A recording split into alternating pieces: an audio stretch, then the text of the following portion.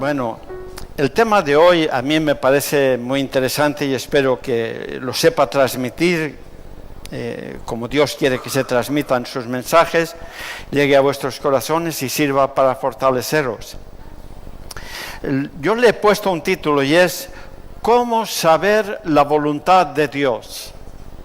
Es algo que todos se preguntan. Hoy hay muchos que les gustaría saber cuál es la voluntad exacta para su vida. No que se lo diga el pastor, no que se lo diga la Biblia, sino que Dios, y si no Dios, un ángel, le diga esto y esto y esto. Un mensaje especial para ellos. Y esas personas a menudo rechazan la luz de la Biblia porque no ven en ella un mensaje seguro para ellos. Es para toda la humanidad y quieren algo para sí mismos. Yo tengo un amigo en mi pueblo, hace varios años que no lo veo, él siempre tiene dudas y él cuestiona mucho algunas cosas del mensaje adventista. Pero hay personas que utilizan sus dudas como un escudo, un freno. E incluso yo creo que a veces aman sus dudas y no quieren que tú se las quites. Quieren mantenerlas, ¿no? Y a veces es difícil combatir contra eso. Sin embargo, este amigo siempre me decía, lo que no entiendo, me decía, y hasta se enfadaba de alguna manera, cómo los judíos en tiempos de Moisés podían dudar de Dios. Ellos habían visto las plagas, cómo Dios les abrió el mar, pasaron en seco, y con todos aquellos milagros el maná, y aún tenían dudas y tenían miedo. ¿Cómo puede ser eso? ¿Verdad? Y es que a veces justificamos nuestros miedos, nuestras dudas, pero no aceptamos las dudas de otros, ¿no?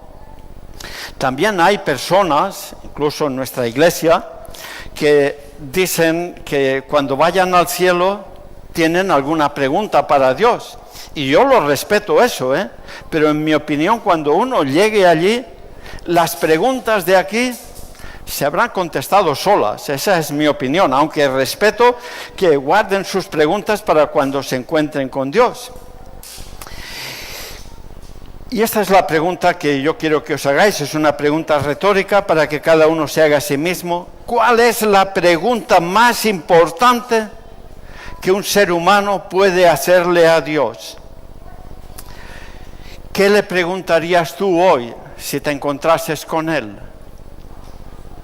Hubo un hombre, y está en Hechos capítulo 9 y versículos del 1 al 6, un hombre que sí tuvo esa oportunidad y hizo dos preguntas, pero aunque nos vamos a centrar más en la segunda. Hechos capítulo 9 y del 1 al 6 dice: Saulo, respirando aún amenazas y muerte contra los discípulos del Señor, vino al sumo sacerdote. Mirad que no es que él espera que lo envíen, sino que él va a presentarse voluntario para limpiar la tierra de cristianos, de creyentes, de las personas que iban por el camino. Y le pidió cartas para las sinagogas de Damasco, a fin de que si hallase algunos, hombres o mujeres de este camino que seguidores de Cristo, los trajese presos a Jerusalén. Mas yendo por el camino, aconteció que al llegar cerca de Damasco, repentinamente le rodeó un resplandor del cielo, y cayendo en tierra oyó una voz que le decía: Saulo, Saulo, ¿por qué me persigues? Tremendo, ¿eh? La primera pregunta que le hace Pablo es: ¿quién eres, Señor? El Espíritu de Profecía dice que él en ese momento tuvo un vislumbre de que aquella voz, aquel ser que él veía, era Dios. No estaba completamente seguro, pero empezaba a creerlo. Por eso le pregunta. Y él le contesta: él dijo, ¿quién eres, Señor? Y él le dijo, yo soy Jesús, a quien tú persigues. Dura cosa te es dar cosas contra el aguijón. Dar cosas contra el aguijón es perder el tiempo, es dañarte sin acabar de eliminar a la persona o el animal que tiene ese aguijón. Él, temblando y temoroso, dijo, y esta es la pregunta de hoy, Señor, ¿qué quieres que yo haga? Y el Señor le dijo, levántate y entra en la ciudad y se te dirá lo que debes hacer. ¿Qué respondió Pablo a esta a la respuesta de Jesús? ¿Hubo una contrapregunta? Dijo Pablo, vale, yo voy, pero primero dime qué va a pasar allí. Tengo derecho a saberlo. ¿Quién me espera en esa ciudad? Él decidió confiar en Dios desde el minuto cero, desde el primer segundo. Me ha enviado Dios y Él dio un cambio brutal a su vida, un giro de 180 grados, sin preguntar nada más. ¿Quién eres tú? Yo soy Jesús de Nazaret. ¿Qué quieres que yo haga? Es un cambio brutal. Si a ti te ocurriese lo mismo o algo parecido, y tú ¿qué le preguntarías al Señor? ¿Le preguntarías al Señor lo mismo? ¿Qué quieres que yo haga, Señor? Esa sería una buena pregunta. Pero si el Señor te respondiese, a Pablo le dijo, ve y allí se te dirá lo que has de hacer. Pero si a ti te dijese, lee este libro y haz todo lo que dice en él, ¿lo harías? Pablo quería acabar con los cristianos, tenía autoridad para hacerlo, para apresarlos y llevarlos a Jerusalén. Y Pablo sabía lo que les esperaba a los que él llevaba allí. O tenían que arrepentirse de verdad y aún así serían castigados, o pasarían por una muerte larga y cruel, apedreados como Esteban. Él presenció la muerte de Esteban.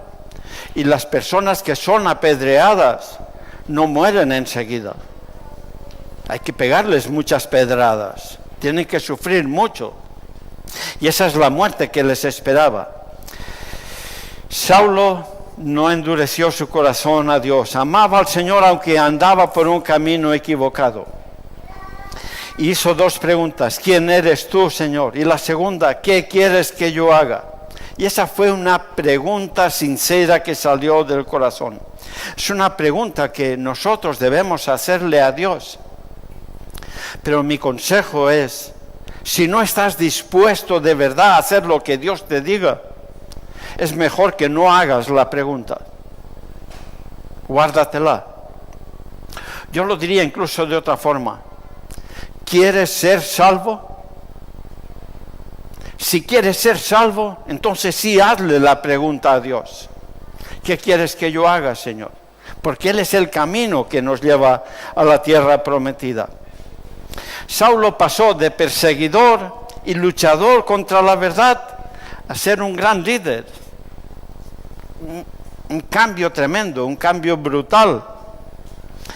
Pasó a ser un hombre manso, humilde y dispuesto a ser enseñado, el que podía presumir de tener un currículum extraordinario. Pues ahora se convierte en una persona humilde que va a ser enseñado por otros a los que él pretendía meter en la cárcel.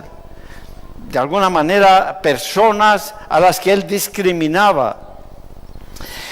Y estas son dos preguntas importantes que nosotros debemos hacernos. Yo creo que la primera, estamos aquí porque consideramos que Jesús es el Señor.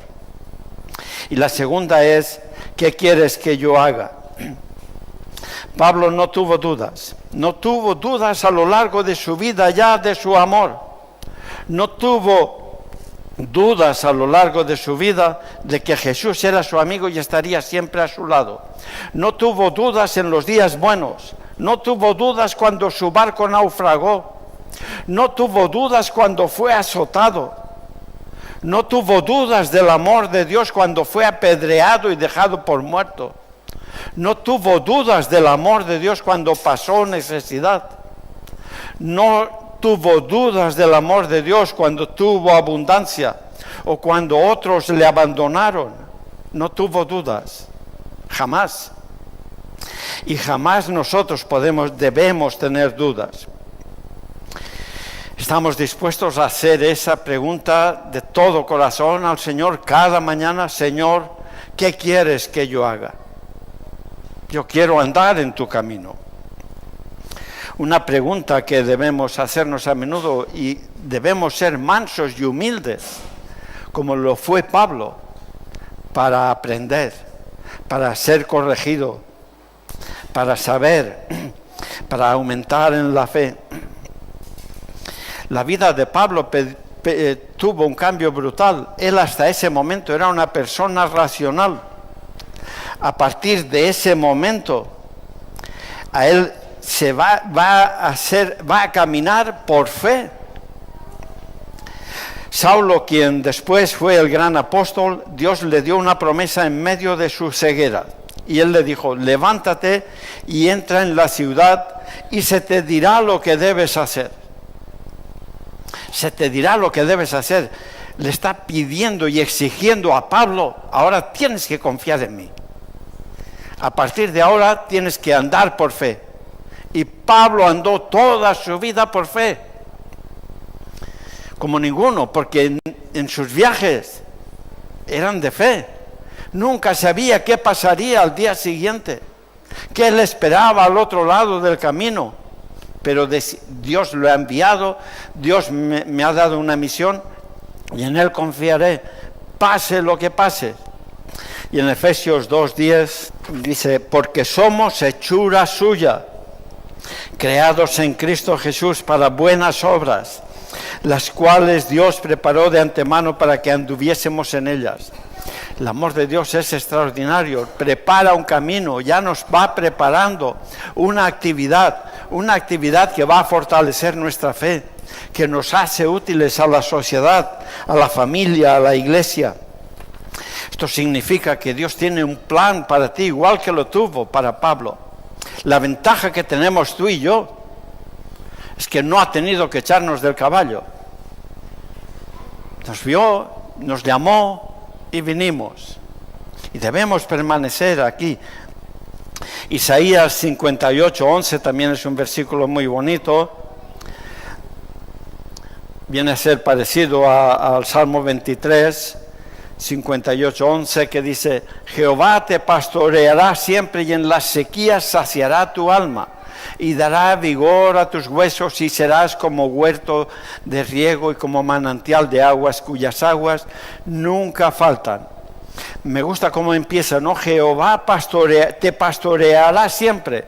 Y en las sequías, no dice que todo va a haber un huerto perfecto. Habrá también valle de sombra de muertes. Pero el Señor nos va a llevar a través del desierto a la tierra prometida. Si seguimos al pastor, porque solo el pastor sabe cómo llegar a la tierra prometida. Y Él nos invita a reconocerlo en todos sus caminos y enderezar nuestras veredas. Son muchos los que piden ser bendecidos por Dios. Yo también. Yo quizás le pida más que la mayoría de vosotros, ¿eh? Y está bien, pero ¿sabéis? A mi modo de ver, ¿cómo lo entiendo yo? La primera bendición que nos da Dios es la transformación de nuestro carácter. Esa es la primera bendición. Sin esa no pueden haber otras bendiciones. Así lo entiendo, hermanos. Dios nos transforma nuestro carácter para que las bendiciones que vaya a dar después las podamos manejar, sean para que crezca nuestra fe, sean un bien para nuestra iglesia y para la sociedad. Porque de lo contrario sería como regar y cultivar un árbol que da mal fruto. Primero hay que injertar ese árbol en Cristo. Y eso es la primera bendición que nos da Dios. Y esa es la primera bendición que debemos pedir. Cámbiame, Señor. ¿Qué quieres que yo haga? Hazme como tú quieres. Dice en Deuteronomio 29, dice, las cosas secretas pertenecen a Jehová nuestro Dios, mas las reveladas son para nosotros y para nuestros hijos para siempre, para que cumplamos todas las palabras de esta ley. Este es un texto que también me gusta mucho, ¿no? En la Biblia puede que haya alguna cosa difícil de entender, pero lo que nos pide es que las cosas que entendemos las cumplamos, las obedezcamos, y así nuestra mente se abrirá y las cosas que no entendemos las iremos entendiendo. El Señor lo que nos pide es que nos centremos en la luz que ya tenemos y andemos en ellas. Eso es cuanto nos pide, no nos pide más. Y la ley de Dios es la luz que Dios nos da. ¿Cuándo da Dios su ley al pueblo de Israel? Cuando ya han cuando han dejado de ser esclavos, ahora los va a convertir en un país, en una nación, y les da su primera constitución, los 10 mandamientos, vuestros derechos. Ahora sois un país libre, ya no sois un país esclavo. Y eso es lo que significa la ley de Dios para nosotros. Ahora podemos decir sí y no. El esclavo solo puede decir sí, Señor, lo que usted diga, Señor, a la orden, Señor, lo que usted mande, Señor. Pero ahora puedes decir sí y no. Podemos decir no a robar, quiero vivir sin robar, quiero vivir sin adulterar, quiero vivir sin ambicionar lo que tiene otro. Pido lo que Dios tiene para mí. Ahora quiero vivir descansando como mínimo un día a la semana, los sábados, 6 días trabajaré. Pero es mi derecho, un derecho que Dios me da a descansar, un derecho que voy a defender, y quiero que mis hijos, nietos y los descendientes también tengan ese derecho. ¿Por qué escribió Dios su ley en una piedra? Una tabla de piedra. ¿Por qué? Es la primera vez que, creo yo, que Dios escribe algo aquí en la tierra y lo escribe en una piedra. Después Cristo escribió en la tierra, pero fue un mensaje para esa persona, para esas personas también que querían apedrear a aquella mujer, pero aquello se borró. También escribió en la pared en los tiempos de Daniel y Belsasar, pero aquella pared cayó. Pero Dios escribió en una piedra. ¿Por qué en una piedra? Una piedra es lo que más dura en esta vida. Una piedra es para siempre. Llueve, nieve, haga frío, calor, viento, ahí sigue la piedra.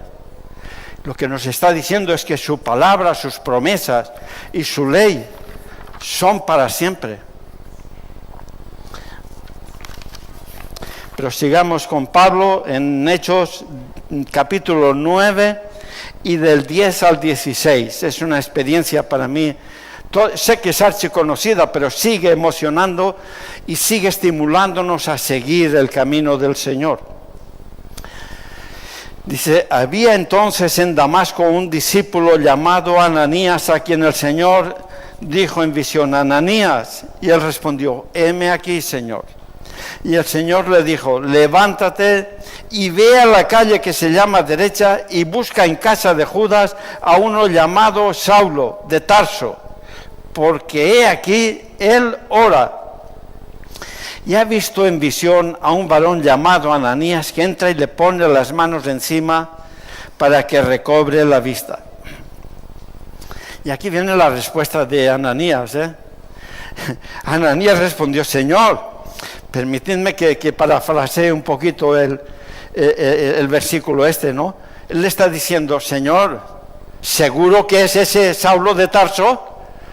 No será otro, ¿no? Porque es que se ha venido aquí a matar cristianos y a llevárselos presos. Él tiene estas dudas y como que quiere preguntarle a Dios, ¿seguro que es ese?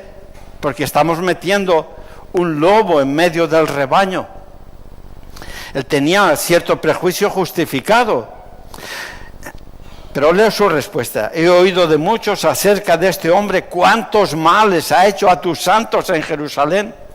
Y aún aquí tiene autoridad de los principales sacerdotes para prender a todos los que invocan tu nombre. Pero el Señor no entra en discusión. El Señor le dice, ve, esta gente, ve. Y además le dice, porque instrumento escogido me es este. No importa el tiempo que haya estado fuera, no importa lo que haya hecho, se ha arrepentido, ha hecho un pacto conmigo, ahora es un hijo mío. Escogido me es este para llevar mi nombre en presencia de los gentiles y de reyes y de los hijos de Israel, porque yo le mostraré cuánto le es necesario padecer por mi nombre. Y en el versículo 17 dice, fue entonces Ananías y entró en la casa y poniendo sobre él las manos dijo, hermano Saulo. Y esto me emociona porque acaba de conocerlo, pero sabe que Dios cuenta con él, que es su hermano y no espera a que lo demuestre. Es su hermano y como hermano lo recibe. Y el Señor Jesús, que se te apareció en el camino por donde venías, me ha enviado para que recibas la vista y seas lleno del Espíritu Santo. Qué fácil, lo pone Dios. No hay que hacer mucho, solo arrepentirse, acercarse a Él y decirle, Señor, heme aquí, aquí estoy. ¿Qué quieres que haga hoy? Dios tiene un plan especial para cada uno de nosotros y también tiene un plan especial para los que nos visitan, para los que nos oyen por YouTube. Un plan para que progresemos en la fe, para que avancemos en ese deseo de querer ser salvos. Lo que Dios nos pide es que amemos su voluntad, que le sigamos, porque Él es el pastor que nos va a llevar al otro lado del Jordán, a la tierra prometida. Hay muchas personas, lamentablemente, y a veces yo también lo hago cuando pecamos, que es personas que hacen lo que no deben y después buscan al abogado para que lo arregle. Pero es mejor que eso, buscar al abogado primero y hacer lo que te dice el abogado para no tener que ir después a pedir perdón o a pedir justicia. Aún así, ese abogado está las 24 horas a nuestro servicio, ese abogado que se llama Jesús de Nazaret. Pablo fue un hombre humilde. Y esa humildad y mansedumbre fue la que le permitió aprender, ser útil a la sociedad, empezar un camino excelente que le llevaría a la gloria.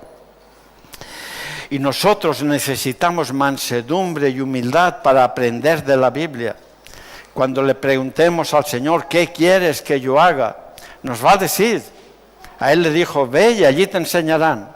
Nosotros nos va a decir, estudia mi palabra, mis consejos están aquí. No dejemos de buscar la palabra de Dios. Lo más probable es que los que estamos aquí amemos al Señor. Yo doy por descontado que todos estamos aquí porque amamos al Señor. Pero todos somos mejorables. Todos tenemos que mejorar en humildad y sobre todo en unidad. ¿Cómo podemos crecer en unidad? Ayudándonos, interesándonos por los problemas, orando los unos por los otros. Tratar de buscar soluciones para ser una iglesia unida, una iglesia que se fortalece, porque cuando tú ayudas a otros, primero te estás ayudando a ti mismo y al otro también, pero primero te estás ayudando a ti mismo. ¿Cómo fue guiado Pablo? Por la fe. Toda su vida fue guiada ya por la fe. No sabía lo que le esperaba en sus viajes a Jerusalén, a Roma, Corinto, no sabía lo que le esperaba en cada sitio, pero sí sabía una cosa: el Señor me ama y el Señor va a estar a mi lado. Aunque me azoten, aunque me apedreen, el Señor va a estar ahí. Él sabía una cosa y estudió todos los días la palabra de Dios, sabiendo que lámpara es a mis pies tu palabra y lumbrera mi camino. Hay una forma también en que el Señor nos enseña, y a veces nos cuesta porque hiere nuestro orgullo, y es una forma difícil de aceptar, y es a través de la reprensión.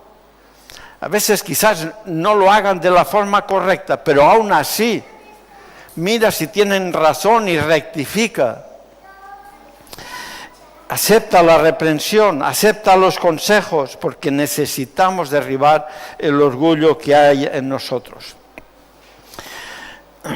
Y en el versículo de Hechos 9:17 dice: Fue entonces Ananías y entró en la casa y poniendo sobre él las manos, dijo: hermano Saulo, el Señor que se te apareció en el camino por donde venías, me ha enviado para que recibas la vista y seas lleno del Espíritu Santo. ¿Queremos tener buena vista? Pues tenemos que entender la palabra de Dios. Eso es lo que nos da sabiduría, eso es lo que nos hace entender el camino. Eso es lo que nos va a permitir distinguir al verdadero pastor del pastor falso. Estamos terminando. Cristo y Pablo ese día hicieron un trato, firmaron un contrato. Cristo le dijo: quiero salvarte. Y Pablo respondió: quiero ser salvo. Y ambos cumplieron ese trato. Dios siempre lo cumple. Las personas no siempre. Por eso nosotros tenemos que preguntarnos cada día: ¿qué quieres que haga, Señor? Para permanecer en ese trato. Y renovemos cada día nuestro contrato. Hemos nacido de nuevo para volver a casa, a la tierra prometida, no para morir en el desierto. Como ya os he dicho antes, la ley de Dios fue escrita en una piedra. ¿Por qué? Porque una piedra dura para siempre. Pero no es la última vez que Dios escribió en una piedra. Va a volver a hacerlo. Y podemos verlo en Apocalipsis 2:17. Él quiere volver a escribir una cosa especial en una piedra. Dice: el que tiene oído, oiga lo que el Espíritu dice a las iglesias. Al que venciere daré a comer del maná escondido, y le daré una piedrecita blanca, y en la piedrecita escrito un nombre nuevo, el cual ninguno conoce sino aquel que lo recibe. ¿Por qué en una piedra blanca? Porque en una piedra blanca significa que vas a ser declarado inocente, justo, heredero e hijo de Dios. ¿Y por qué en una piedra? Porque tu nombre va a ser para siempre, por la eternidad. Y ese es el trato que Dios quiere hacer con nosotros. Quiero que terminemos con dos versículos que muestran el final de Pablo y su mensaje para nosotros. Está en 2 de Timoteo, capítulo 4, 7 y 8. Dice: he peleado la buena batalla, he acabado la carrera, he guardado la fe. Por lo demás me está guardada la corona de justicia, la cual me dará el Señor, juez justo, en aquel día, y no solo a mí, sino también a todos los que aman su venida. Vale la pena creer, vale la pena seguir siendo fiel a Dios. Dios nos bendiga, hermanos.